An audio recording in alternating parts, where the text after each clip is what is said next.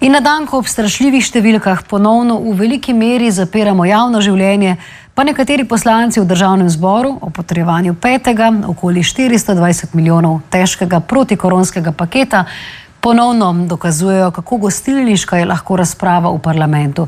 Videli smo oster besedni spopad, med katerim so leteli očitki o nekompetentnosti in nesposobnosti med opozicijskim poslancem Matjažem Nemcem in predsedujočim Jožetom Tankom iz SDS, ki sta že predtem večkrat jasno pokazala, kako težko prenašata drug drugega. Po dveh izrečenih opominih je Tanko Nemcu odvzel besedo, to pa je sprožilo buren protest med poslanci SD in Levice. Poglejmo. Vi niste sposoben voditi tega državnega zbora. To dokazujete vsakič sejo, vsako posebej. Vi nimate kompetenc, ker nimate empatije in ste nestrpen. Izrekam vam opomin. Hvala lepa, bom nadaljeval. Pa mi boste jih še dal, ker ste nekompetenten in nesposoben. Z vsemi ostalimi se da sodelovati, z vami pa... Jemljem vam besedo. Glejte, in nadaljujemo z predstavitvijo stališč poslanskih skupin. Besedo ima Tadeja Šuhtar, poslanska skupina Nova Slovenija. Izvolite. Izvoli. Bom dal, boste dobili postopkovno. Samo stališče bomo dali čez. Prosim, če predstavite stališče.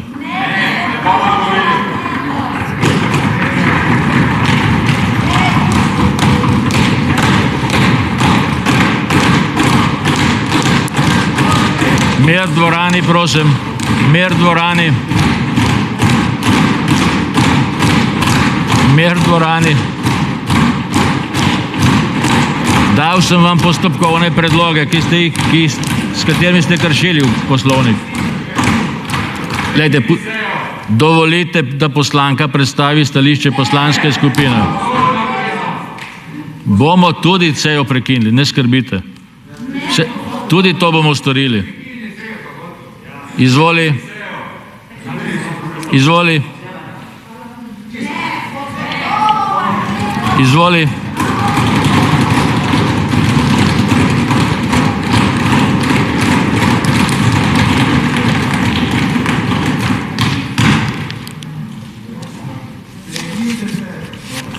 Poslanka, izvolite. Danes sprejemamo že peti paket ukrepov za omilitev in odpravo posledic koronavirusa. Danes sprejemamo že peti paket ukrepov za omilitev in odpravo posledic koronavirusa. Ne biti nevljudni. Je kot nosilec zakona opravil... Ne biti nevljudni. Ki se ne dotika... Norca se iz državnega zbora delate. Ampak pokriva številna ministrstva trenutne vlade.